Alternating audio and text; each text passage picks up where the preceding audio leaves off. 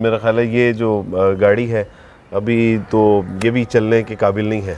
बस ये देखें अब्दुल वारिस भाई, ये अल्हम्दुलिल्लाह ये तो ज़ाती मेरी गाड़ी है, लेकिन केटीवी ने जितने सफ़र किए हैं वो इसी के ऊपर किए हैं, और केटीवी के जितने काम हैं वो सारे अल्हम्दुलिल्लाह इसी के ऊपर होते हैं। तबलीगी सरगर्मियाँ, वर्कशॉप्स हैं, रिकॉर्डिंग्स हैं, यानी थर से लेके और पूरे पाकिस्तान में तकरीबन इस गाड़ी ने हमारा साथ दिया। यानी अगर ये इसकी ये हालत है तो काम मुतासिर तो बहरहाल होगा। जी बिल्कुल, काम देखें, काम तो मुतासिर, अगर कन्वींस नहीं होगी तो काम तो मुतासिर होगा। अभी भी इस पे मेरा ख्याल है 3-4 लाख रुपया का एस्टिमेट है कि ये 3-4 लाख रुपया इस पे लगेगा, फिर ये ठीक होगी। ज़ाहिर बात है अगर हमारे पास उतनी देर में अगर बजट ना हो या अगर हमारे पास गाड़ी नहीं होगी तो ज़ाहिर सी बात है फिर हम काम में। लेकिन आप यकीन रखें कि जिस अल्लाह ने नई ज़िंदगी अता फरमाई है वो नई गाड़ी भी अता फरमाएगा इंशाल्लाह। और ये गाड़ी को आप ठीक करवाएं।